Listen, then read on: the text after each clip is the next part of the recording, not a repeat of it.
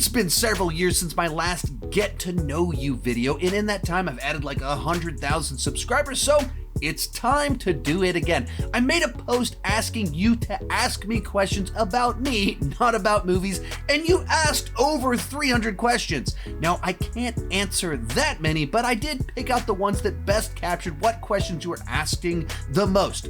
So let's talk about it. Or let's talk about it.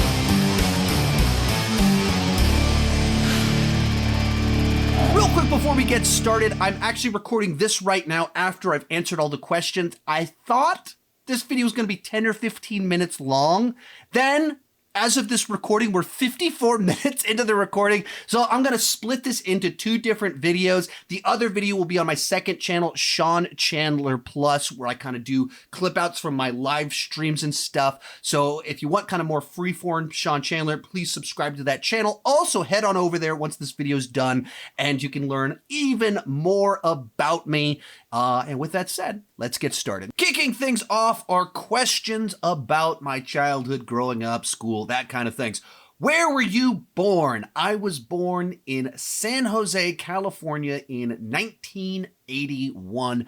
I lived there until right before my 7th birthday, and then my dad got a job at Dell in Austin, Texas, right as Dell was starting to explode.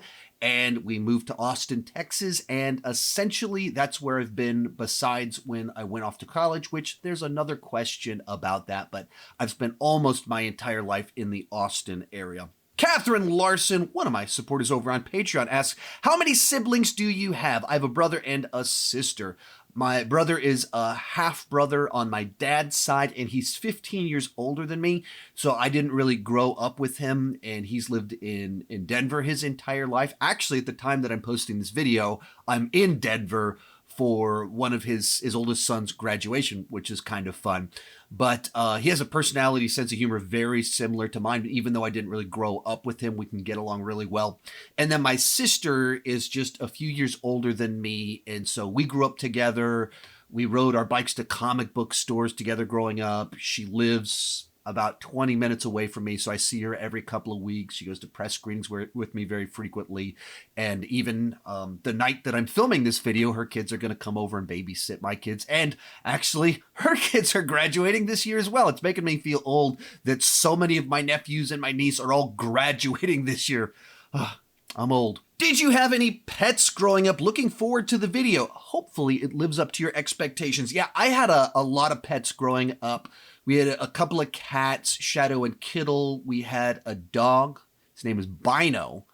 When he was a puppy, he had like circles around his eyes, so we called him Binoculars when we first got him, which isn't kind of clunky, so we shortened it to Bino. And then throughout life, we decided to like complete the trilogy, the Binoculars trilogy. And so that he was a Sheltie, so we got 2 more Shelties over the next 20 years. So one of them, the next one was called Nako.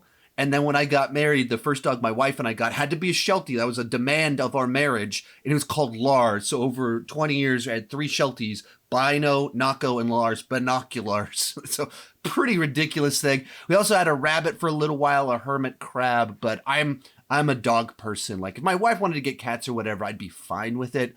But like I always want dogs. And so we've had 5 dogs throughout our marriage. 3 of them, unfortunately, have already died, which happened while our kids were under the age, our oldest 2 kids were under the age of 10, which is, as we thought through, was like, oh, maybe we should have gotten so many dogs before having kids. And then we currently have 2 dogs. In your teenage years, were you extroverted or shy?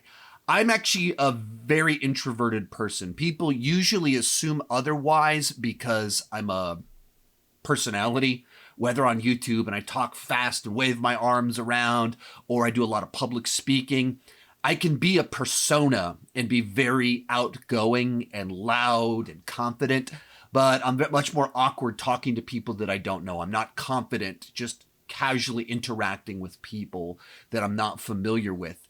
And actually, even at like when I go to like conventions and do meet and greets, I'm able to be outgoing at those sorts of events because I know what people expect from me. They expect the personality, and we have a shared point of reference, which is me and my YouTube channel, in which case I can always just ask questions to drive the conversation, and I know what they're looking for.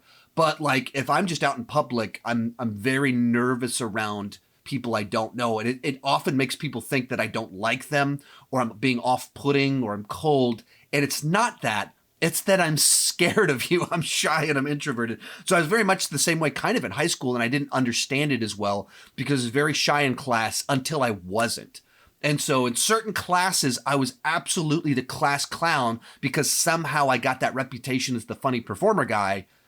And then every other class, I was quiet and I was deeply embarrassed and shy and things like that. So it's a very strange mix of characteristics if you don't understand yourself well. Number one, where did you go to college and what did you study and when did you graduate? So I took 8 years to get my 4-year degree. I graduated high school in the year 2000. I graduated from college with a 4-year degree in 2008. And I was essentially going to college for most of that. It just took me a long time to actually graduate. Right out of college, I went to Austin Community College and just got my general stuff out of the way where it was much cheaper than going off to a real university or a private university or anything like that. And then eventually started to get a direction for life and wanted to go work in church world. So I went off to a Bible college in Columbia, South Carolina, Columbia International University, where I majored in Bible and Bible teaching. And over the course of all of it, it took me 8 years to get a 4-year degree. So, and that was 15 years ago that I graduated from college. I am old. Did you have do you have a friend group that you still keep in touch with from school? Yeah, I just mentioned this a little bit ago, but over Facebook, I still keep in contact with my ROTC friends. My 22-year high school reunion was last year. You might wonder, why did you have a 22-year high school reunion? It's because my 20-year high school reunion was in 2020, and apparently no one wanted to gather together in 2020, so it got delayed a couple of years. And I just hung out with my ROTC friends at that, and then we talked quite a bit over Facebook. But actually, my church friends that I met mostly in elementary and middle school, most of them I'm still in some form of communication with. In particular, like my closest two friends, Peter and Vincent. Peter is one of my workout partners. He's one of the guys that I go to the movies with quite a bit. And he's appeared in several of my out of the theater reaction videos that I've done. Vincent, I go to Fantastic Fest with him every year, go to a lot of press screenings with him as well.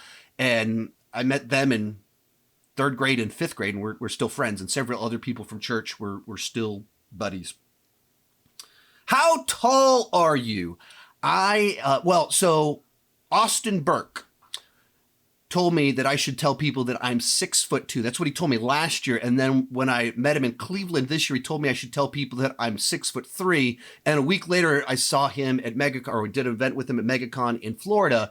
And by then he was telling me I should tell people that I'm 6'4". I think that's a bit exaggerated, but I'll trust Austin Burke on the first thing he told me. I am 6'2". That is what I currently tell people, because that's what Austin Burke told me to tell people. When you were a kid, what did you think you wanted to do when you grew up? I had no idea. I had no idea what I wanted to do when I was a kid. Some people had a clear vision. My sister says she wanted to be a teacher. I had no idea. That's one of the reasons I went to community college, is that I didn't want to go off and get a bunch of debt trying to figure out what I wanted to do with my life. So I just went to community college, paid much less to get my general stuff out of the way, but I had no idea what I wanted to do until I started volunteering at my church, and it was like things clicked, like, oh, you're shy, but you're really good on stage, and you enjoy people, but in this context, and it kind of came together, and went off to Bible college and was a youth pastor for a while. All right, moving right along, this will kind of take us into the next category on here, my work history, which I just alluded to. What was the first job you ever worked as a kid? So my first job, I worked at like a cookie store at the mall for 2 weeks. Actually, my friend Vincent that I just mentioned, he got a job there and recruited me to work there, and I got hired. It was acting real weird the whole time I was there. I was like, this is kind of odd. Like, maybe he's just like this at work. And then 2 weeks later, the whole cookie place shut down. Like the chain, it went out of business. And like they started hiring me behind the scenes. The stuff was going down. So by the time they hired me, my friend who was like a manager or some higher shift manager, something like that, he knew by the time that I actually started that they were shutting down in 2 weeks, but he wasn't allowed to tell me. And so it was just like this kind of funny, awkward thing. And then that friend, Vincent, got a job at the local Chick-fil-A. And a couple months later, a couple months after he started there, I got a job at the Chick-fil-A too, and worked there for several years. And it kind of was awesome for a while. And then it ended up poorly for me. But those were kind of my 2 high school jobs. What was your job before becoming a YouTuber? The immediate job that I had before becoming a full-time YouTuber was that I delivered paint for a living. But that wasn't really a career. That was just I needed a job, and that's what I got. The career I had before YouTube. And so I had some people ask questions like, hey, if you hadn't been able to become a YouTuber, what would have you done for a living? Well, I was 34 when I started Sean Chandler Talks About it. So I had a whole career in life before this whole YouTube thing even started, let alone when it took off. But as mentioned in here before, I worked at a church. I was the associate pastor at a church. And what that meant was I was over the teenagers. I was also over communication, like all graphics, the announcements at the church, running the web page, doing video announcements, which helped kind of prep me to do YouTube stuff. And then I was also the backup preacher, which with the size that the church and in particular the youth ministry got, that was a lot. That was a lot to be responsible for because the youth ministry wasn't like 10 kids. It was a lot more than that. And I was preaching in big church once a month, so like 12 times a year. Like I had a lot of responsibility. So next question on here kind of touches on this. How long were you a pastor for and how involved are you with your church now? Love your videos. Thank you so much for that. I was on staff at the church I worked at for 8 years, just shy of 8 years by a couple of months.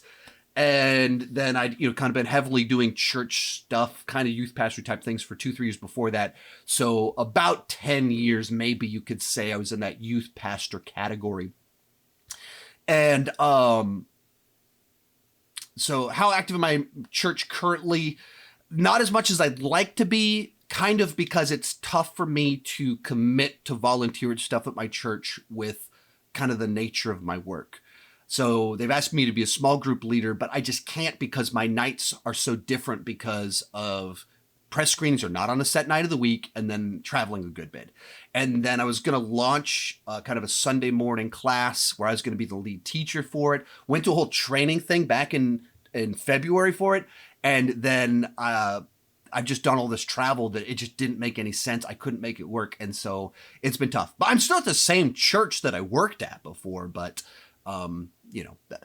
it's just tough with how inconsistent my hours are. Likewise, this year, my wife has gone on 6 or so trips herself. I've been on about 6 trips. We're not even 5 months into this year, and my wife and I have done like over 10, maybe 15 trips between the two of us. That's a lot of travel in a very short window of time. So it's been a pretty wild year. So I haven't been able to get plugged in as much as I would like. If you couldn't do YouTube anymore, what job do you think you would have? I have no clue. Like, I'm not nervous at all if anything happened. Like, I'm sure I could get work. I could find a way to make money. I just don't know what it would be. I'm not someone that fits neatly into job, corporate structures or anything like that. I do well working for myself where I have the freedom to kind of charge after things. But I have no idea. I didn't know what I wanted when I was a kid. I don't know what I would do now. There's a lot of things I could do, a lot of things in marketing or whatever, find some way to run with public speaking, but I don't know. That's actually why I ended up delivering paint between working at a church and going full-time on YouTube. Why did I end up with a job where I literally picked buckets up for a living? Because I didn't know what I would do otherwise. I have a ton of skills, things that I'm good at. I'm not the kind of person to apply to get a job and work in a place where I don't really know what I'm doing. I'm just not that person at all. Because of your background in public speaking, have you ever thought of doing stand-up? Actually, yes. I've been thinking about doing stand-up since I was in high school. I have some notes written down from high school of like jokes that if I were to do a stand-up routine, I would actually run with these ideas that I started writing. I remember being in history class in the 10th grade and like, Huh. Okay. Yeah. Okay. Yeah. That's okay. That's kind of funny and amusing. And I still find it funny and amusing. So it's like a bucket list thing for me to be brave enough to go out and do a stand-up routine and do something with that. And there's a few things kind of coming together now where I know some other people in the YouTube movie commentary space that do some stand-up that like maybe something will come of that, or I'll partner, they can help me take the dive and make it happen. Which is the lowest phase of your life, and how did you combat that phase? That's a pretty heavy one. I'm not going to answer that one here, except to say that I struggled with severe alcoholism that could have killed me or someone else for about 3 years. And I've told this story before. Every year on my sobriety date, I'll actually do another one in just a few weeks. So you can look it up, Sean Chandler Sober, or you can look up the best version of kind of my story if you want to capture my life in a very short window of time. Sean Chandler, DCX conference. It's the talk I gave. The first 15 seconds, the audio was off, and then the audio was good after that. But that's kind of my story of my struggle with alcohol and what kind of happened. But when I started my YouTube channel, I was unemployed and I was in rehab. That was the context and sort of why I started my YouTube channel as an escape from the pain of life. Totally different direction. Do you enjoy reading? And if so, what have you been reading lately? Okay, so I don't do a lot of actual reading. I listen to a lot of audiobooks. I do plugs for Audible. I use Audible all the time. So every year, depending on the lengths of the books that I get into, I'm listening to 30 to 50 audiobooks per year on Audible. 2, 3, 4 a month, depending on, once again, the length of them. I don't listen to a lot of fiction. I'm just not as interested in fiction in book form where it takes forever to tell the story. That's why I love movies. There's one quick little 2-hour adventure and it's complete. So I listen to a ton of nonfiction. So most recently, Shoe Dog, the Phil Knight book. It's the guy that created Nike. I watched the movie Air that's about Air Jordans, and one of the main characters is Phil Knight. And I went, I got to check out his book that he put out. So Shoe Dog. And then the other one recently listened to was the Nolan Variants. That's a book about, it's essentially Christopher Nolan talking through all of his movies with a guy through interviews. And it's kind of a biography. It's kind of behind the scenes on the movies, but not really.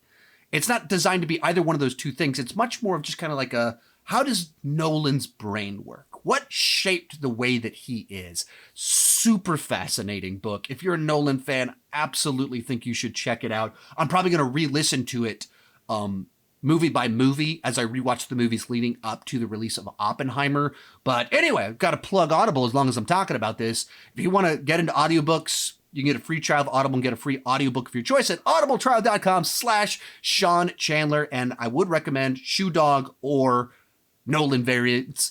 Either one of them were great in two very different ways. But I listen to tons of books on leadership, on marketing, on social media, biographies about, Arnold Schwarzenegger's biography, Total Recall is fantastic.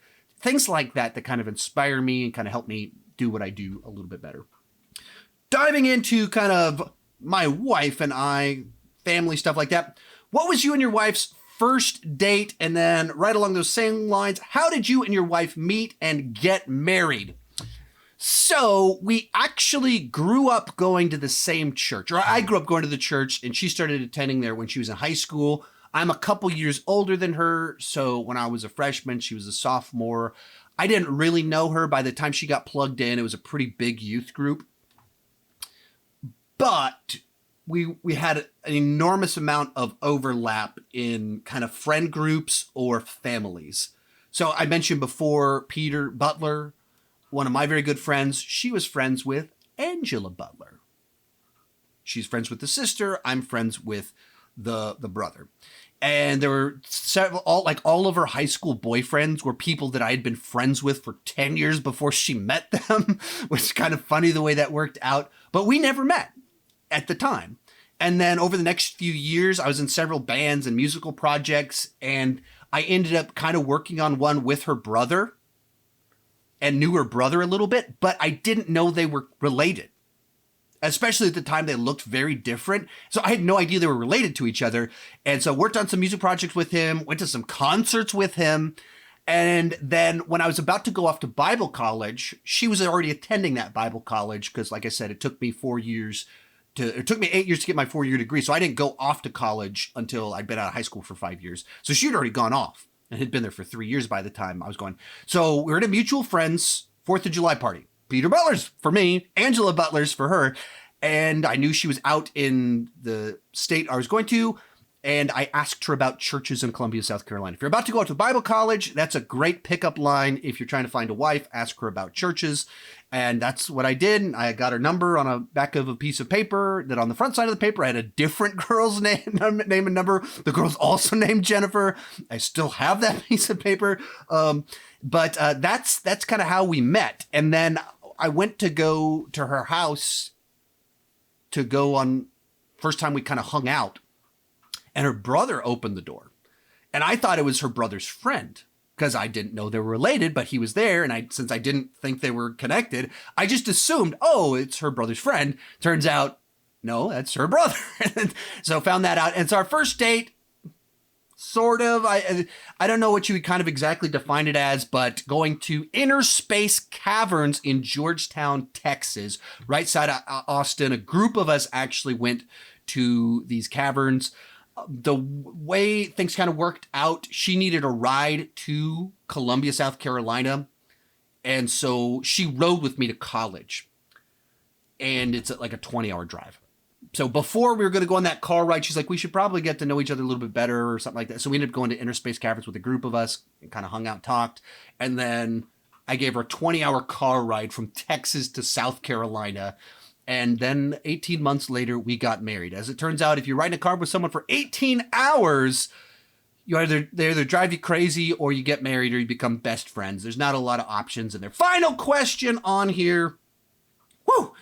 My runtime for recording this, I'm now over 50 minutes. When it's edited down, I'll probably put it into several different videos. This is classic me. I think, oh yeah, I can answer a bunch of these really quick. Now, even right now, this last question, it's a one-word answer, and somehow I've turned it into me ranting about the length of the video. What's your favorite color? Blue. It matches my eyes. And that's why the wall behind me, I decided to go with blue, and it just makes my eyes pop a little bit more. One time I had someone tell me I had Nazi blue eyes.